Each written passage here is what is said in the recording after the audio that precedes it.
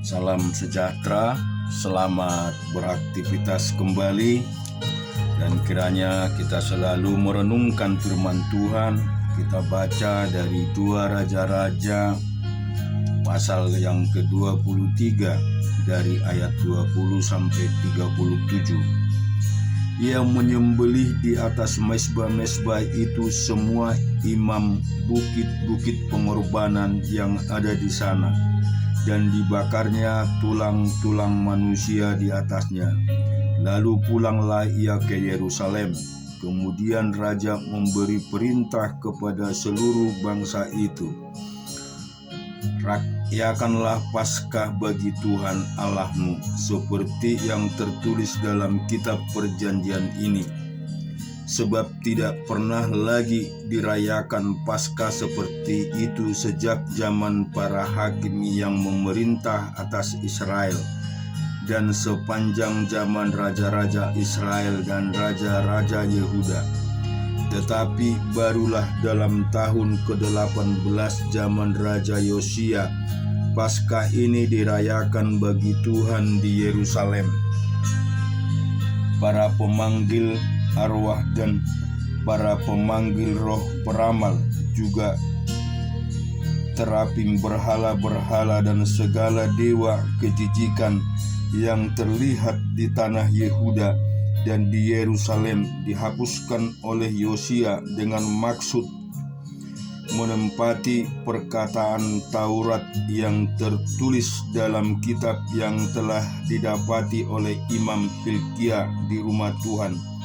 Sebelum dia tidak ada raja seperti dia yang berbalik kepada Tuhan dengan segenap hatinya, dengan segenap jiwanya, dan dengan segenap kekuatannya, sesuai dengan segala Taurat Musa, dan sesudah dia tidak ada bangkit lagi yang seperti dia. Tetapi Tuhan tidak beralih dari murkanya yang sangat menyala-nyala itu, yang telah bangkit terhadap Yehuda oleh karena segala sakit hatinya yang ditimbulkan Manase. Lalu berfirmanlah Tuhan juga orang Yehuda, dan kau jauhkan dari hadapanku seperti aku menjauhkan orang Israel, dan aku akan membuang kota yang kupilih ini, yakni Yerusalem dan rumah ini. Walaupun aku telah berfirman tentangnya, namaku akan tinggal di sana. Selebihnya dari riwayat Yosia dan segala yang dilakukan, bukanlah semuanya itu tertulis dalam kitab sejarah raja-raja Yehuda? Dalam zamannya itu majulah Firaun Neko raja Mesir melawan raja Asyur di tepi sungai Efrat. Raja Yosia pergi menghadapi dia, tetapi Firaun membunuhnya di Megido. Segera sesudah ia melihatnya, pegawai-pegawainya mengangkut mayatnya dengan kereta dari Megido dan membawanya ke Yerusalem. Kemudian mereka menguburkannya dalam kuburnya sendiri. Maka rakyat negeri itu menjemput Yoahas anak Yosia, mengurapi dia dan mengangkat dia menjadi raja penggantikan ayahnya. Yoahas berumur 23 tahun pada waktu itu. Ia menjadi raja, dan 3 bulan lamanya ia memerintah di Yerusalem. Namun ibunya ialah Hamatul binti Yeremia dari Libna. Ia melakukan apa yang jahat di mata Tuhan, tetap seperti yang dilakukan oleh nenek moyangnya. Firaun Neko mengurung dia di Riblah di tanah Hamat, supaya jangan ia memerintah di Yerusalem lagi. Firaun membebankan kepada negeri itu denda sebesar 100 talenta perak dan 10 talenta emas. Firaun Neko mengangkat Eliakim anak Yosia menjadi raja, menggantikan Yosia ayahnya. dan menukar namanya dengan Yoyakim, tetapi Yoahas dibawanya. Yoahas tiba di Mesir dan mati di sana. Yoyakim memberi emas dan perak itu kepada Firaun, tetapi ia menarik pajak dari negeri supaya dapat memberi uang itu sesuai dengan titah Firaun. Ia menagih emas dan perak itu dari rakyat negeri, dari setiap orang menurut jumlah ketetapan pajaknya, untuk memberitakannya kepada Firaun Neko. Yoyakim berumur 25 tahun pada waktu ia menjadi raja, dan 11 tahun lamanya ia memerintah di Yerusalem. Nama ibunya ialah Jebuda binti Pedaya dari Rama. Ia melakukan apa yang jahat di mata Tuhan, tepat seperti yang dilakukan oleh nenek moyangnya. Kita juga akan membaca firman Tuhan di Habakuk pasal yang ketiga. Dua Nabi Habakuk menurut nada ratapan. Tuhan telah kudengar kabar tentang engkau dan pekerjaanmu ya Tuhan kutakuti.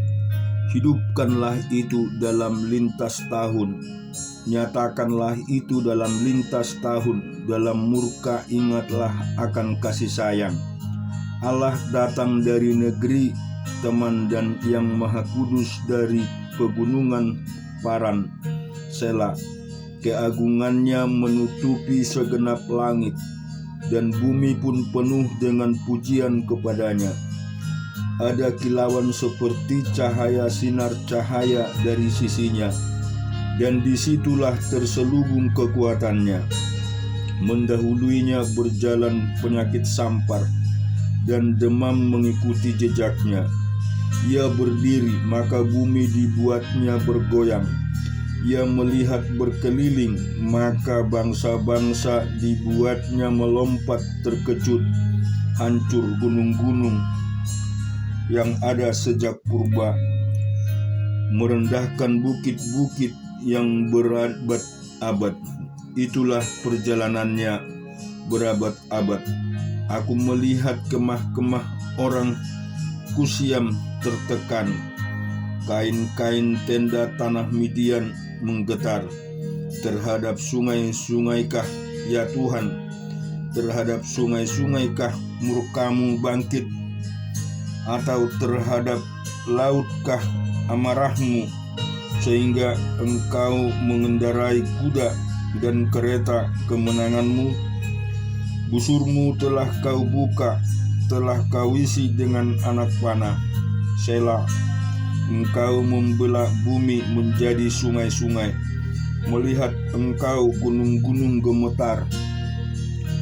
Air bah menderu, lalu samudra raya mendengarkan suaranya dan mengangkat tangannya. Matahari bulan berhenti di tempat kediamannya, karena cahaya anak-anak panahmu yang melayang laju, karena kilauan tombakmu yang berkilat.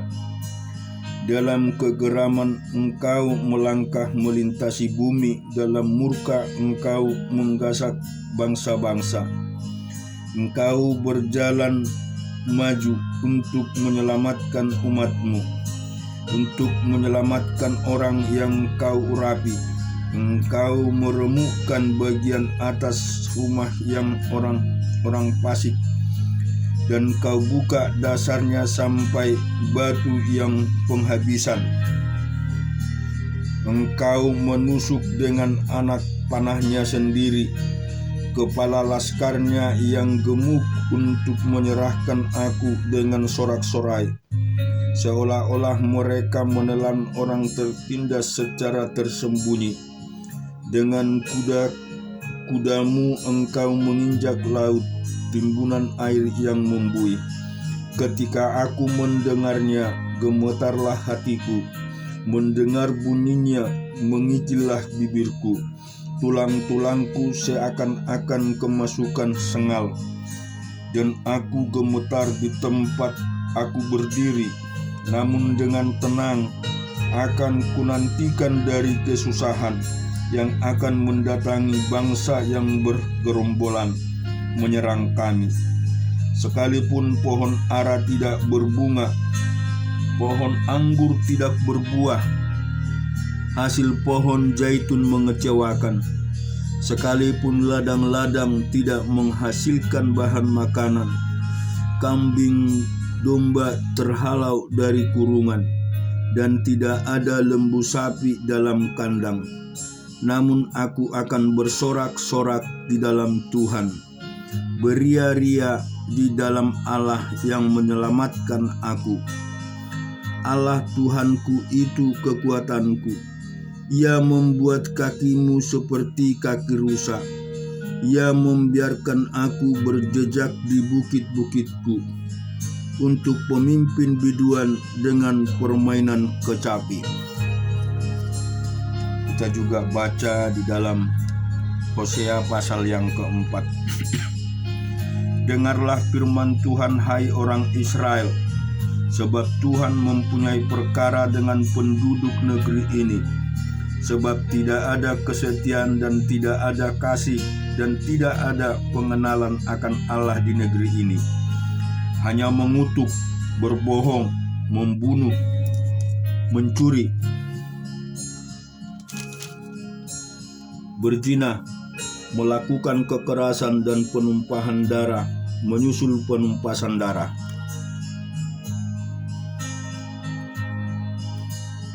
Kita baca di Hosea pasal yang kelima.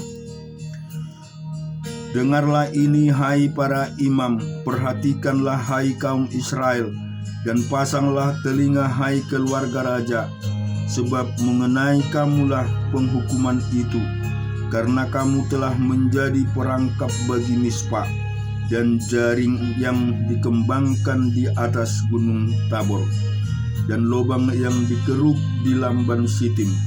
Maka aku ini akan menghajar mereka sekalian.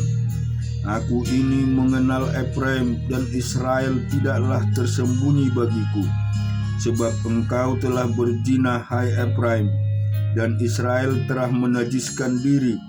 Perbuatan-perbuatan mereka tidak mengizinkan mereka berbalik kepada Allah mereka.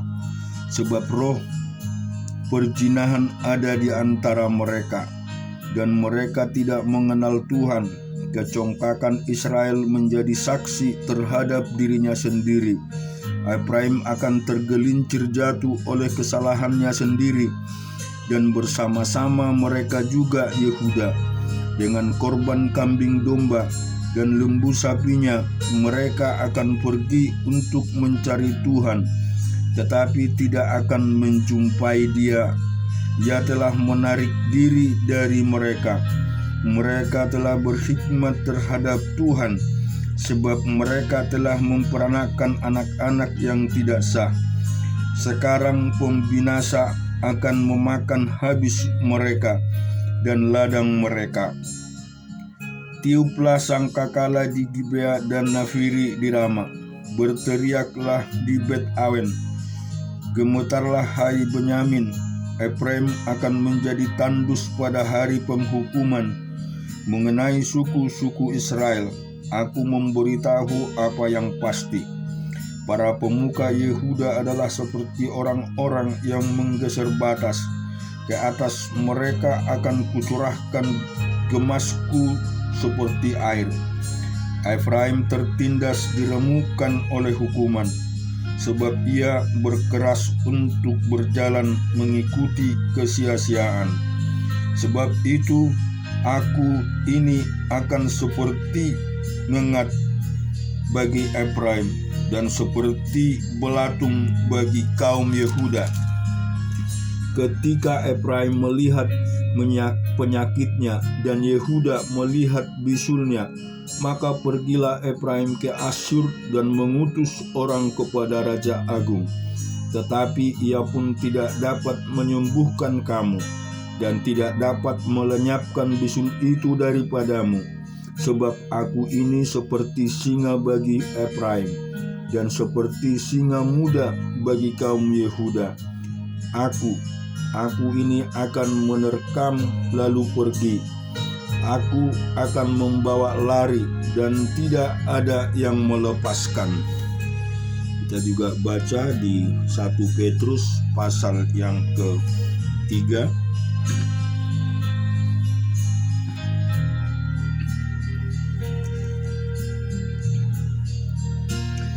Demikian juga kamu, hai istri-istri, tunduklah kepada suamimu, supaya jika ada di antara mereka yang tidak taat kepada firman, mereka juga tanpa perkataan dimenangkan oleh kelakuan istrinya.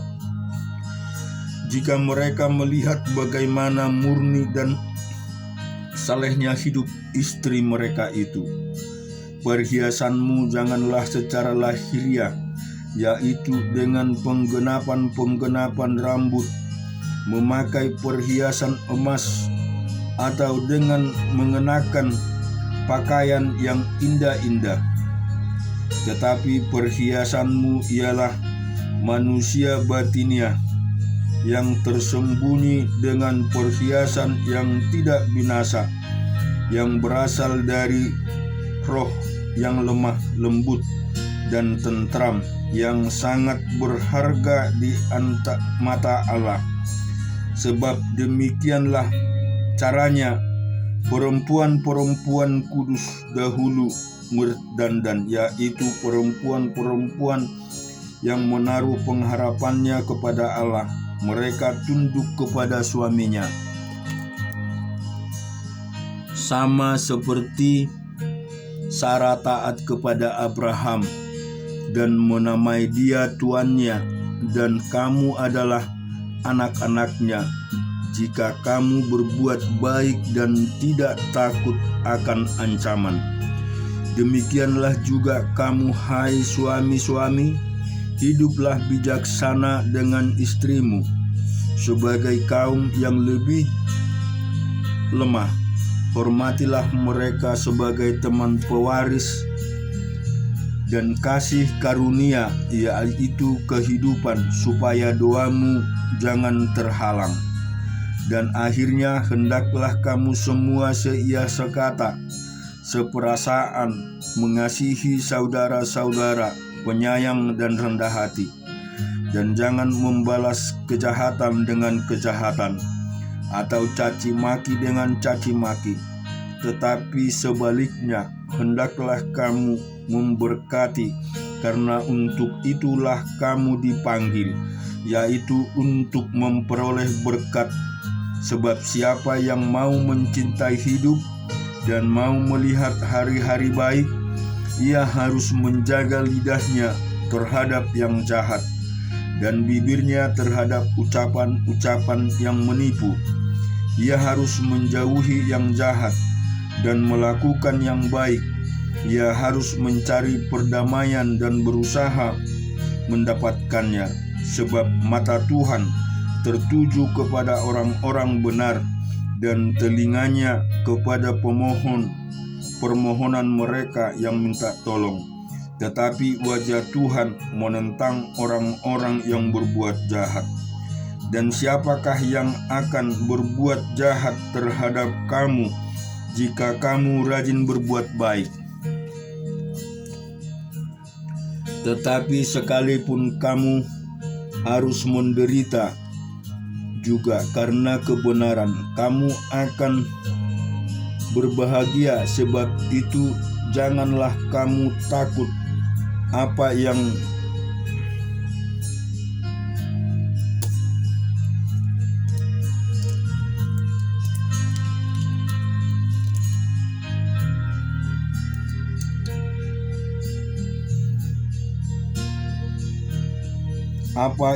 mereka takuti, dan janganlah getar, tetapi kuduskanlah Kristus di dalam hatimu sebagai Tuhan, dan siap sedialah pada segala waktu untuk memberi pertanggungan jawab kepada tiap-tiap orang yang meminta pertanggungan jawab dari kamu tentang pengharapan yang ada padamu, tetapi haruslah dengan lemah lembut dan hormat, dan dengan hati nurani yang murni, supaya mereka yang memitnah kamu karena hidup yang saleh dan Kristus menjadi malu karena fitnah mereka itu. Sebab lebih baik menderita karena berbuat baik, jika hal itu dikehendaki Allah, daripada penderita karena perbuatan jahat.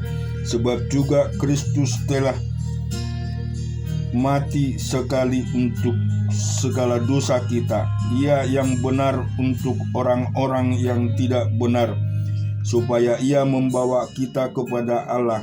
Ia yang telah dibunuh dalam keadaannya sebagai manusia, tetapi yang telah dibangkitkan menurut roh, dan di dalam roh itu juga Ia pergi memberitakan Injil kepada roh-roh yang di dalam penjara, yaitu kepada roh-roh mereka yang dahulu pada waktu Nuh tidak taat kepada Allah, ketika Allah tetap menanti dengan sabar waktu Nuh sedang mempersiapkan bahteranya, di mana hanya sedikit, yaitu 8 orang yang diselamatkan oleh air bah itu. Juga kamu sekarang diselamatkan oleh kiasannya, yaitu baptisan, maksudnya bukan untuk membersihkan kenajisan jasmani, melainkan untuk memohonkan hati nurani yang baik kepada Allah oleh kebangkitan Yesus Kristus, yang duduk di sebelah kanan Allah setelah Ia naik ke sorga, sesudah segala malaikat, kuasa dan kekuatan ditaklukkan kepadanya.